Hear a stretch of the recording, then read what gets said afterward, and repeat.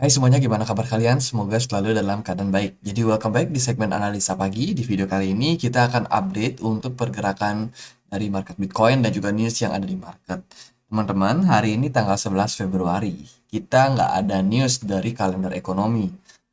Oke, jadi kita udah mau tutup untuk minggu pertama di tahun 2023 bulan Februari ini. Dan ya kita akan lihat dari news-news yang ada di market. Teman-teman, kita berduka ya sama tragedi yang ada di Turki dan juga Syria. Jadi saat ini para donatur kripto itu banyak yang udah mulai menggalang dana untuk para korban. Semoga ya bencana cepat berakhir, nggak ada gempa susulan lagi dan juga para korban bisa mendapatkan recovery yang lebih cepat, terutama dari traumatik dan juga dari fisik.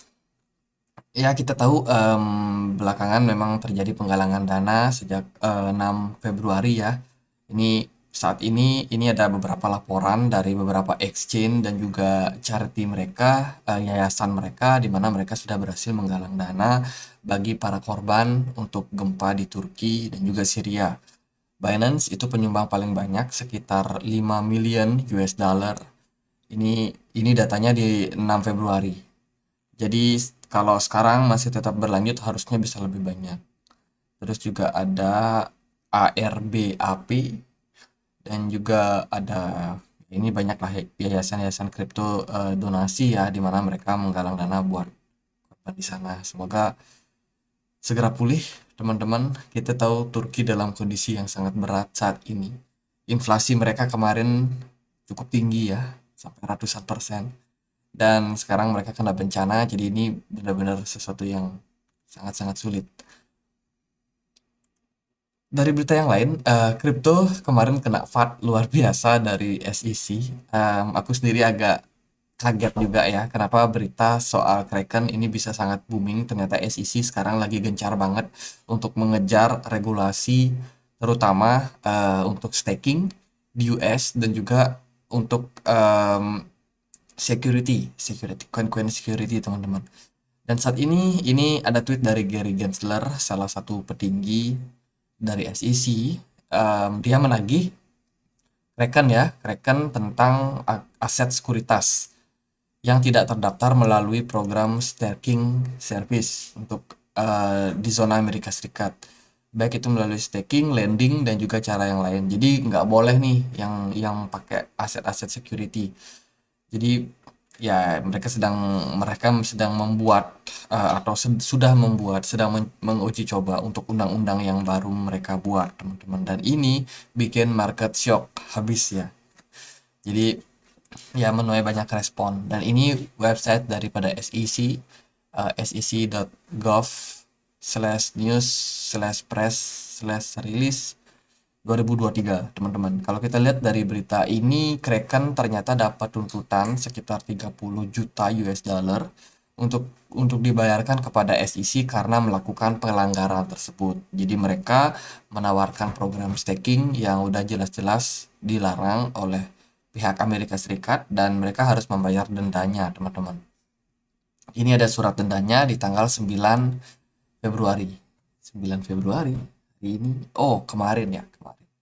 Kalau tanggal 9 di Amerika Serikat berarti tanggal 10 di sini. Karena kan selisih 12 jam. Jadi kemarin udah ya memang cukup mendadak sebenarnya, dan ini menjadi indikasi bahwa SEC mulai gencar nih merazia para exchange-exchange yang memperdagangkan aset mereka terutama di Amerika Serikat. Jadi mereka akan menerapkan aturan ketat ini bagi para exchange, sehingga ini digadang-gadang berdampak sama market. Kenapa? Karena US dollar sendiri, bukan US dollar, tapi Amerika Serikat sendiri merupakan penyedia likuiditas terbesar di kripto saat ini. Kita tahu bagaimana China sudah ban kripto dari perdagangan mereka, layanan perbankan dan lain sebagainya. Pemerintahannya nggak ngebolehin masyarakat China itu terang-terangan untuk bertransaksi berjual beli kripto karena takut uang dari orang-orang Cina itu keluar dari Cina. Makanya mereka membuat aturan yang sangat ketat itu. Nah, sekarang berarti kondisi yang seperti ini membuat semuanya tertuju kepada Amerika. Jadi penyumbang supply terbesar, likuiditas terbesar untuk market kripto saat ini yaitu di Amerika Serikat sana. Nah, FUD ini sangat-sangat berdampak sama likuidasi dari perdagangan orang-orang di sana, teman-teman. Termasuk para whales, termasuk retail juga. Jadi ini baru Kraken. Ternyata masih ada exchange lain yang bakalan dikejar, teman-teman. Ya, ini masalah Kraken, dan kalau kita lihat dari beritanya ini masih ada open door for Lido, Frex, dan juga Rocket Pool. Masih ada centralized exchange lain yang bakalan kena kena target nih, sasaran daripada SEC ke depannya. Mungkin bakalan lebih ramai lagi. Jadi artinya teman-teman saat ini aset-aset yang bisa di staking itu cenderung semakin sedikit. Mungkin token-token atau altcoin yang dicurigai sebagai security itu bakalan agak sulit buat gerak saat ini ya. Ya itulah buat teman-teman yang sangkut, yang staking, siap-siap kalau kalian staking di exchange itu bisa jadi di force ya, di unstake dengan tiba-tiba dengan sepihak oleh pihak dari exchange sendiri. Jadi siap-siap aja. Ini beritanya baru banget teman-teman, dan ini sangat berdampak sama market ternyata. Terus dari berita yang lain, Binance baru aja upgrade proof of reserve mereka yang sudah diverifikasi oleh Zk Snark. Ini laporan terbaru dari Binance. Mereka baru aja merilis ulang untuk proof of stake mereka, dan ya so far ini sebenarnya langkah yang cukup baik lah. Karena Binance saking banyaknya aset, mereka butuh waktu sangat panjang untuk melakukan eh, pendataan untuk reserve mereka. Oke, kondisi market seperti apa? Nggak lama-lama. Teman-teman, hari ini Bitcoin ada di kisaran 21.600. Ya, kemarin sempat naik tuh sampai 21.900. Nggak kuat, ternyata dibawa turun lagi. Dan kita punya dua skenario buat Bitcoin saat ini. Sebelum kita masuk ke skenario-nya, teman-teman, di sini aku mau ingetin kalau Bitcoin saat ini punya level support yang cukup penting, yaitu di EMA 200. Posisi EMA 200 itu ada di kisaran 21.374. Itu detailnya. Dan saat ini kita belum mencapai level tersebut dan ada possibility buat ngetes level tersebut. Oke, teman-teman, di level tersebut berarti menjadi level ideal buat kita, buat teman-teman yang mungkin melihat kondisi market bakalan naik. Jadi sekarang kan ada dua kubu nih yang lagi ramai.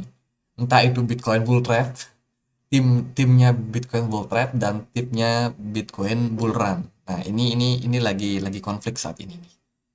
Kita juga nggak tahu pasti kemana arah Bitcoin, tapi katakanlah Bitcoin bakalan lanjut bull run, maka tempat entry yang paling ideal saat ini yaitu di EMA 200, which is itu di kisaran area 21.340 something. Dan kalau menurut aku pribadi ya bisa dibilang juga di area sekitar 21.500. Itu area tempat kita entry yang sangat-sangat ideal. Kalau kita yakin bahwa Bitcoin masih bakalan dalam proses bullish. Ya, jadi setelah kenaikannya kemarin Bitcoin itu sempat naik ya, naik dalam 1 bulan, di bulan Januari itu naiknya cukup signifikan. Dan saat ini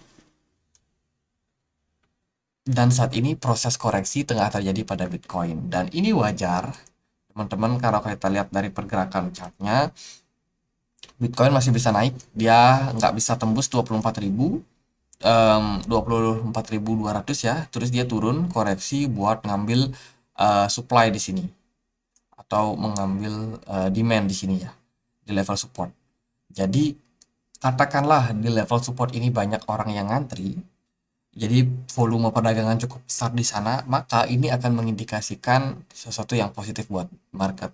Bitcoin masih ada potensi buat kembali menguat ke depannya. Jadi itu adalah level yang sangat ideal buat teman-teman masuk, terutama bagi yang ketinggalan kereta kemarin.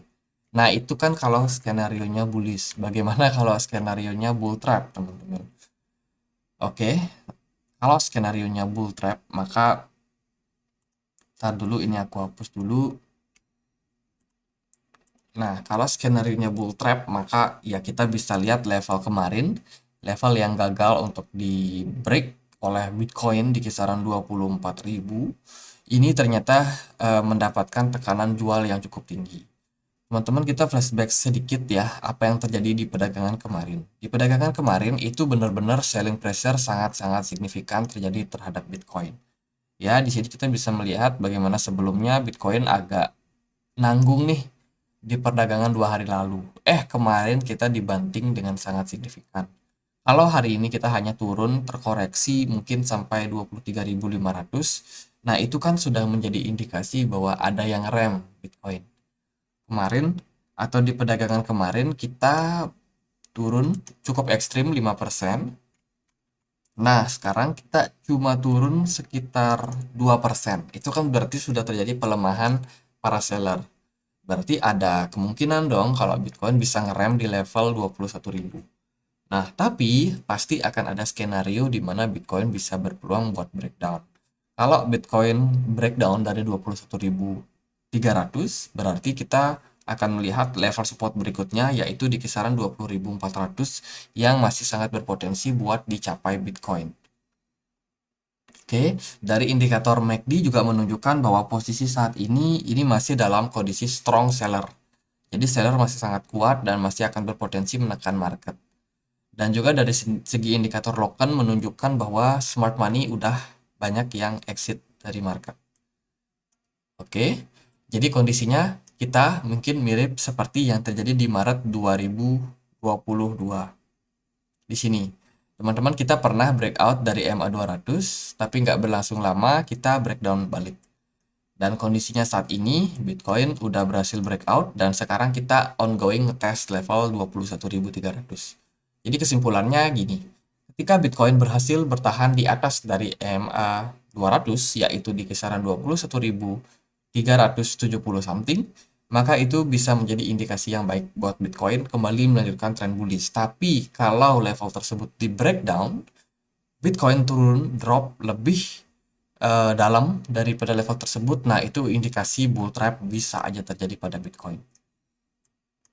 Ya, ada bull trap. Mungkin dia bakalan kembali membuat tren penurunan yang lebih signifikan. Itu indikasi awal, teman-teman. Kita lagi berada di level-level penentuan. Jadi hari ini terus besok hari Minggu itu akan sangat penting ya untuk melihat di mana mungkin volume perdagangan juga bakalan turun di hari itu, teman. Nah, kita akan cek dia di time frame weekly. Di time frame weekly, oke, posisinya nggak cukup bagus, teman-teman. Di time frame weekly kelihatan ini rejection terjadi ya di MA 200, tapi rejection yang terjadi ini nggak separah seperti yang terjadi di Agustus. Ini kita zoom out. Nah, posisinya seperti ini, teman-teman. Kita pakai chartnya Binance deh, biar lebih clear. Nah, di chart Binance ini lebih clear ya. Kita ketahan di MA 200 di time frame weekly. Dan kita udah dapat rejection yang cukup kuat di sini, teman-teman. Itu sama seperti yang terjadi di bulan Agustus lalu 2022. Kita sama-sama dapat rejection, dan parahnya di Agustus lalu Bitcoin itu drop sangat signifikan. Ya, ketika dia reject di MA 200 di kisaran 25.000, Bitcoin turun sampai level 18.000. Apakah nih Bitcoin bakalan kembali menuju level 18.000 atau mungkin justru level 16.000? Nah, ini kesempatan buat teman-teman yang kemarin telat masuk market. Harga murah itu berpotensi buat datang, teman-teman. Jadi jangan FOMO kemarin ya.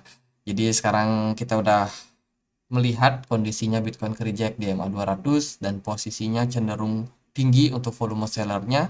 Jadi katakanlah Bitcoin nanti bakalan turun ke harga yang level lebih murah. Nah, itu peluang buat teman-teman buat mulai mencicil kembali Bitcoin kalian yang kalian belum sempat akumulasi kemarin. Jadi ini buat investor yang long term ya. Tapi kalau untuk jangka pendek, saya kira pergerakan Bitcoin masih sangat punya potensi buat kembali mengalami tren penurunan. Lalu kalau kita cek juga di time frame 4 jam, teman-teman, posisi Bitcoin kemarin udah breakdown dari yang namanya channel ascending channel ya. Kita sebenarnya ada ekspektasi kalau Bitcoin masih bisa sekali lagi ngetes di sini ya ke 25.000. Satu kali kenaikan lagi. Ternyata nggak sampai, teman-teman. Bitcoin justru malah breakdown di sini, dia turun, dia ngetes level resistance di atasnya, kemudian drop. Dan posisinya saat ini lagi berjuang atau lagi ketahan di area dari EMA 200. Sementara sih terlihat breakdown.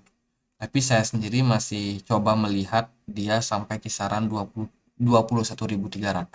Bisa nggak sih Bitcoin bertahan di area tersebut? Karena kalau kita lihat di time frame yang lebih kecil, memang seringkali Bitcoin ini kayak gini ya. Jadi nggak mesti ketika dia breakdown dari MA 200 di time frame weekly, Bitcoin itu langsung drop. Nggak mesti, teman-teman. Di sini pernah fake out, kemudian dia ya sideways aja, terus dia dapat momentum lagi buat bullish. Jadi di sini berarti Bitcoin kalau dia cuma ya sejelek-jeleknya dia breakdown, katakanlah seperti itu nggak serta-merta Bitcoin bakalan meluncur dalam. Bisa aja Bitcoin cuma sideways. Nah, itu kan jadi posisi yang cukup ambigu ya buat kita. Kita mau cicil, beli, atau kita mau exit. Nah, itu jadi pertentangan juga biasanya. Tapi kalau buat teman-teman yang ketinggalan barang, ketinggalan kereta kemarin, nggak sempat beli, kalau Bitcoin bisa turun, menurut saya ideal lah kalau kita ambil barang di 20.500, pasti itu udah termasuk lebih murah ketimbang kita ketinggalan kereta lagi. Mungkin buat teman-teman yang ketinggalan ya. Kalau saya sih kemarin udah sempat beli meskipun belum semua capital saya, dan saya melihat mungkin kalau ada possibility harga yang lebih murah saya akan ambil barang lagi. Dari segi smart money pergerakannya ini udah mulai hilang dari market, terutama yang di 4 jam. Smart money udah mulai keluar dari market ya. Sudah keluar bahkan. Dan juga dari segi MACD kita mungkin butuh melihat retracement dulu ya. Mungkin masih ada possibility buat kenaikan jangka pendek bisa terjadi pada Bitcoin. Ya kita lihat aja gimana respon di 21.300 ini. Apakah Bitcoin bakalan tetap strong atau Bitcoin justru malah terpuruk, lanjut terpuruk nih sesuai dengan keinginan para bearish ya bearish team ya. Jadi ya gitu aja buat Bitcoin. Sementara berita daripada SEC ini bisa menjadi pengawalan buat kita. Jangan-jangan di depan masih ada lagi exchange-exchange lain yang kena dampak. Dan juga ada hutang jatuh tempo di Maret nanti. Bakalan sangat-sangat challenging juga buat market crypto, teman-teman. Jadi ya gitulah. Saat ini kondisinya lagi agak-agak mix ya, agak kacau. Dari segi indeks dolar juga ada penguatan nih. Kalau kita cek dia di time frame 4 jam, indeks dolar menguat ya ketika dia bertahan di EMA 200. Lagi-lagi EMA 200. Jadi sekarang ada possibility buat indeks dolar kembali menguat. Kita nggak tahu sampai mana, tapi ya mungkin bisa sampai 105, sampai di atasnya lagi kalau bisa. Jadi gitu buat pergerakan emas hari ini udah terpuruk, sepertinya masih bakalan lanjut turun. S&P 500 juga masih sustain di atas dari EMA 200. Jadi market cukup mix lah untuk hari ini. Semoga bisa bermanfaat buat teman-teman. Jadi kita nanti sore akan bahas lagi untuk segmen nyangkut barang. Kita akan review ya untuk market semingguan ini ya seperti apa, dan juga kita akan lihat minggu depan kira-kira ada news apa. Oke, gitu aja. Semoga bisa bermanfaat. Dan akhir kata saya Andre. Makasih.